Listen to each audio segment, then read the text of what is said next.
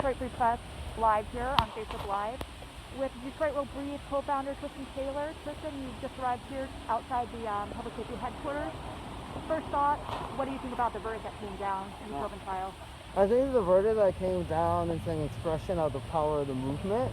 And it is an example that the only way that we're going to get justice is not through the courts, but by mobilizing our power in the streets and showing our outrage at the unjust murder of countless black and brown bodies throughout this country. Can you talk about what's planned this evening for the protest here? No plans. We're playing it loose. Mostly it's about, for people who want to show up. I know it's not the greatest weather. If they have something to say it. I think these moments ought to be moments where we reflect. This was a good outcome. However, we can't say that this is true justice or real justice, because real justice is this verdict happening regularly, instead of being the exception. Speaking of justice, do you think justice was served for George Floyd today?